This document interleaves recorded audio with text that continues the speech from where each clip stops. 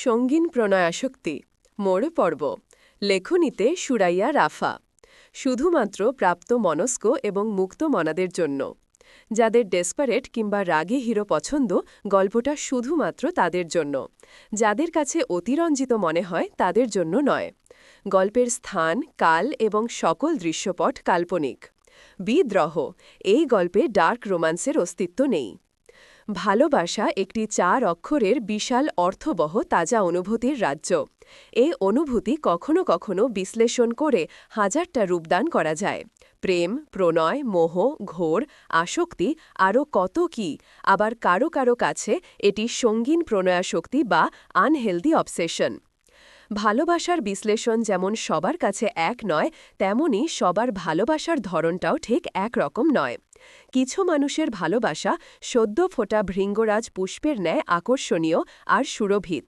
তাদের হৃদয়ের আদ্যপান্ত মিলনে ঈশান্বিত হয়ে কত প্রশংসাই না করে মানুষ অলিতে গলিতে বন্ধু মহল থেকে শুরু করে পাড়ার চায়ের আড্ডা পর্যন্ত তাদের নিয়ে চলে দিনভর আলোচনার বহর কি করে তৈরি হলো এমন যুগল এ তো রাত জোটক কোনো দিন ভাঙবে না আরও কত কি অন্যদিকে এই পুষ্পরেণুর মতো ভালোবাসার বিপরীতে যে শুধুই ঘৃণার বসবাস তেমনটা নয় ওই যে বললাম ভালোবাসারও ধরন হয় কেউ কেউ এসব গন্ধবাঁধা ভালোবাসার নিয়মে গা ভাসাতে পারে না কোনো কালেই খালি মুখে ভালোবাসি কথাটা উচ্চারণ করাটাও যেন হিমালয় জয় করার মতো অ্যাডভেঞ্চারাস আর থ্রিলিং তাদের কাছে তাই সেসব কিন্তুওয়ালা মানুষগুলোর ভালোবাসার প্রকাশের ধরনটাও হয় কিছুটা ভিন্ন রকম সেখানে অনুভূতি প্রকাশের থেকে আদায় করার স্পৃহাটাই বেশি কাজ করে সেই আদায় করার ধরনটা যেমনই হোক জোর করে কিংবা তার থেকেও কোনো কুৎসিত পন্থায় অ্যাট অ্যানি কস্ট কারোর কাছে সে ভালোবাসা বিষাক্ত তো কারোর কাছে অসুস্থ কারোর মতে এ আবার কেমন ভালোবাসা এটা কোনো কালেই ভালোবাসা নয় নিছকই আসক্তি ভয়ানক আসক্তি আবার ইচড়ে পাকা ডার্ক রোম্যান্স দেখে দেখে ফরেন কালচারে বেড়ে ওঠা অষ্টাদশীদের কাছে ইটস কল্ড ডেঞ্জারাস লাভ এত বিশ্লেষণ আর চর্চার বাইরে গিয়ে আরও এক ধরনের অনুভূতি রয়েছে এটা অনেকটা একপাক্ষিক ভালোবাসা বা অনসাইড লাভ হৃদয়ের সুপ্ত অনুভূতির কথা তাকে না জানিয়েও কি সুন্দর দিনরাত অতিবাহিত করে দেওয়া যায় তাকে কল্পনায় ভালোবেসে একটিবার চোখের দেখা দেখেও নরম হৃদয়টা পুলকিত হয়ে ওঠে মুহূর্তেই ভালোবাসা টইটুম্বুর হয় ভরে ওঠে হৃদয়ের কানায় কানায় ভার্সিটির ক্যাম্পাস থেকে শুরু করে বই আস্তরিত ফাঁকা লাইব্রেরির এক কোণার ছোট্ট টেবিলটায় সেই শ্যাম পুরুষটিকে দেখার জন্য কত জায়গাতেই না ছুটে বেড়ায় বেপরোয়া সর্বনাশা মনটা সেই সাথে পাল্লা দিয়ে ছোটে মনের অধিকারী রক্তমাংসের মানুষটাও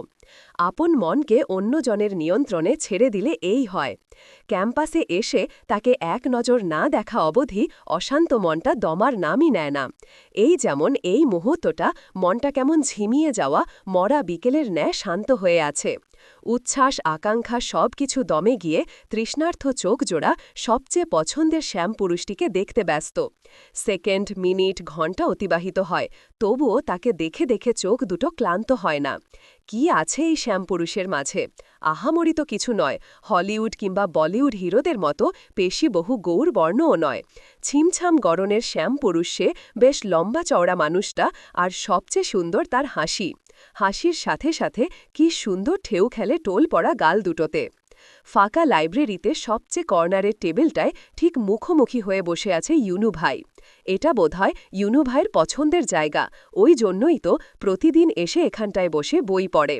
পড়বে নাই বা কেন ভার্সিটির তুখোর ছাত্র ইউনু ভাই ছাত্র আন্দোলন থেকে শুরু করে সমাবেশ কিংবা নির্বাচন সব কিছুতেই ইউনু ভাইয়ের অগ্রাধিকার সেই যে আর ধরে ভার্সিটির ভিপিও তিনি এক নামে সবাই চেনে তবে পড়াশোনার ক্ষেত্রে একটুও কম্প্রোমাইজ করেন না তিনি এই যে এখনও বই পড়ছে কানে হেডফোন গুজে বইয়ে মুখ ডুবিয়ে পাতার পর পাতা উল্টে যাচ্ছে এই সিনটা দেখতেও মারাত্মক লাগছে লাগবেই তো এত কাছ থেকে ইউনু ভাইকে দেখার সুযোগ হয়নি কোনো কালেই মনে হচ্ছে সময়টা এখানেই আটকে যাক আজ লাইব্রেরিটাও বেশ ফাঁকা, সিনিয়ররা তেমন কেউই নেই।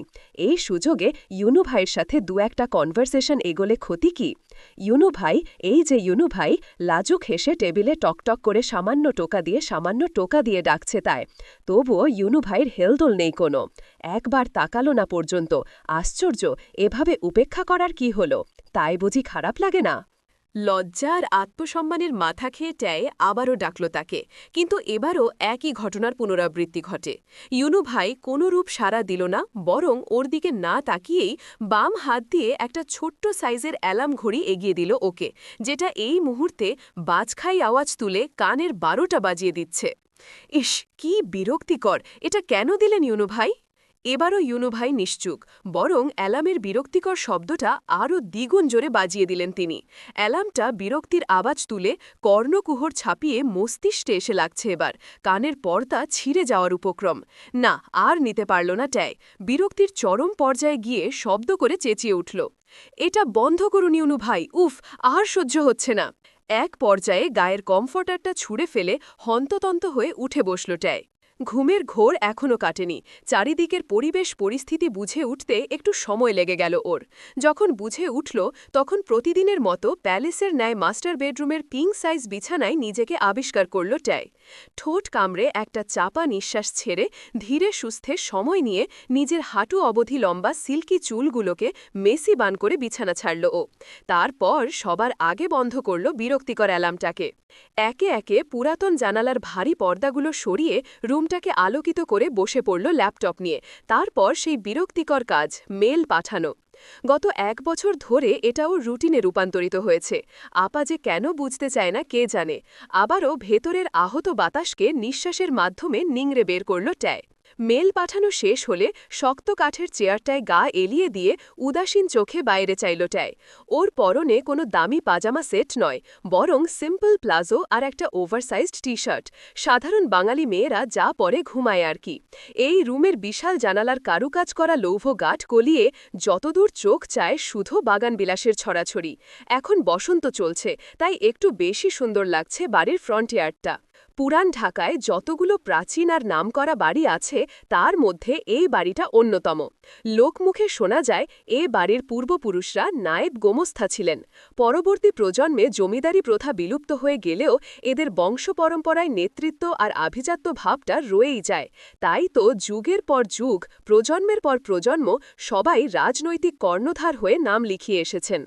এই বাড়িটা ঠিক কোন প্রজন্মের জানা নেই অরুর, তবে বাড়িটা বেশ পুরনো। প্রায় 10 বিঘা জমি নিয়ে তৈরি এ বাড়িটাকে ছোটখাটো ড্রিম হলিডে বললে মন্দ কিছু হবে না। মহলের সদর দরজা থেকে গেট অবধি যেতে মিনিট 10 টাইম লেগে যায় ধীরে সুস্থে হাঁটলে, তার চেয়েও বেশি। তারপর চোখে পড়ে অযত্নে ইতিউতি বেড়ে ওঠা বাগানবিলাসে ঘেরা দানবাকৃতির বিশাল গেট। তাতে মার্বল পাথর দিয়ে গুটি উটি অক্ষরে লেখা জন কুঞ্জ। বছর 30 আগেও বাড়ির নাম কিংবা গেটের চেহারায় ভিন্নতা ছিল, কিন্তু 30 বছর আগে এ বাড়ির ছোট কর্তার জন্মের পরই তার দাদা সাহেব একমাত্র আদরের নাতির নামে বাড়ির নাম পরিবর্তন করেন। ইট, পাথর আর লোহায় ঘেরা গেটকে সর্বা বিদায় জানিয়ে মার্বেল পাথরের বেট নির্মাণ করেন সেই। বাড়ির নাম পরিবর্তন করে রাখেন জন কুঞ্জ। সময় পাল্টেছে, সময়ের তালে তালে বদলে গেছে কর্তৃত্ব আর আভিজাত্যে মোড়ানো মানুষগুলো। একে একে খালি হয়েছে জন কুঞ্জ। তাদের দাম্ভিকতা কিংবা রাজনৈতিক অবদান এখন কেবল লোকমুখের বুলি মাত্র। এত কিছু বাদ দিলেও রিয়েল স্টেট বিজনেস নিয়ে এ পরিবার এগিয়েছে অনেক দূরে। দেশ ছাপিয়ে বিদেশে সগৌরবে দাপিয়ে বেড়ায় এদের পারিবারিক বিজনেস। সবাই এক নামে চেনে। দেশীয় পণ্যের 30% যোগান এদের পারিবারিক ব্যবসা থেকেই আসে। শুধু উচ্চ পদস্থ না, স্বয়ং সরকারও আজকাল মুখে লাগাম দিয়ে কথা বলে এদের সাথে। আনফর্চুনেটলি এই পরিবারের শুধু টাকাই আছে, পরিবার বলে কিছু নেই, আফসোসের সুরে বলে ওঠে ট্যায়। তখনই নিচতলা থেকে জিমিনের রাশভারী কণ্ঠস্বর শোনা গেল, ট্যায়, এই ট্যায়ের বাচ্চা, খেতে নাম। আমি কি এখন পালকি নিয়ে আসব? হসপিটালে যেতে দেরি হলে তোর খবর আছে। শুনেই বোঝা যাচ্ছে বেজায় চটে আছে সে। ট্যায় দ্রুত চেয়ার ছেড়ে দেওয়াল ঘড়িতে চোখ রাখল। 9:35। এই রে, হাবিজাবি ভাবতে ভাবতে সময় শেষ করে ফেলেছি। তার উপর আজ আবার ভার্সিটিতে যাওয়ার প্ল্যান আছে। নিচে গেলে আপা নির্ঘাত কথা শুনিয়ে পেট ভরিয়ে ফেলবে। এখন কি করি? প্রসিডিং বিশাল হলরুমের এক কোণে রান্নাঘর, তার পাশেই ছোট একটা ডাইনিং, 4 জন মতো বসার জায়গা হবে। সেখানেই খাবার সাজাচ্ছে ট্যারের বড় আপা জিমি। এ বাড়ির কোনো কিছুই না পারতে ব্যবহার করে না ট্যারা, যতটুকু না করলেই নয় ঠিক ততটুকুতেই ওরা অধিকার খাটায়। জিমিন খাবার সার্ভ করতে করতেই রেডি হয়ে নিচে নামে ট্যায়। পরনে সেটে আছে টপস আর স্কার্ট, হাতে পুঁথি দিয়ে তৈরি বাঞ্জারা ব্যাগ। ট্যাইকে দেখেই মেজাজ খারাপ হয়ে গেল অনুর। অরুর পরিপাঠী রূপ দেখে তিতিয়ে উঠল মস্তিষ্কটা। রাগের বহিঃপ্রকাশ ঘটল অরু চেয়ারে বসার সঙ্গে সঙ্গে। তখনই আসার সময় হলো তোর? রুমে দরজা আটকে কি করিস এত? তোর জন্য আমার হসপিটালে যেতে কতটা দেরি হয়ে গেল দেখলি? ট্যাই রুটি আর ডিমের রোলে কামড় বসাতে বসাতে বলল, রেডি হচ্ছিলাম আপা। প্রতিদিনই তোর রেডি হতে লেট হয়, আর রেডি কেন হয়েছিস? কতবার বলেছি ভার্সিটিতে যাওয়ার দরকার নেই, আমি একা এত কিছু সামলাতে পারছি না, হাঁপিয়ে উঠেছি আমি। নিঃশ্বাসের পাল্লা ভারী হয় জিমিনের। অনুর হাজারটা অভিযোগেও অরু নিশ্চুপ, শুধু ছোট্ট করে প্রশ্ন করে, মা এখন কেমন আছে আপা? জিমিন আবারও ঝাঁচ নিয়ে বলে, সেটা নিজে গিয়েই বরং দেখে আয়। আমার দেখতে ভালো লাগে না আপা, বড্ড কষ্ট হয় মাকে এভাবে নিথর হয়ে শুয়ে থাকতে দেখতে। হসপিটালের ডেটল আর হেক্সাসলের গন্ধে দম বন্ধ হয়ে আসে আমার, শ্বাস নিতে পারি না আমি। ট্যায়ের কথায় জিমিন আড়ালে নিঃশ্বাস ছাড়ে। মায়ের অসুখের পর থেকে ওর ডান পিঠে দুরন্ত বোনটা নিজেকে অনেক সামলেছে। যে মেয়ে সারাদিন হুড়োহুড়ি আর বান্ধবীদের নিয়ে মেতে থাকত, সেই মেয়ে ভরগুনো হয়েছে।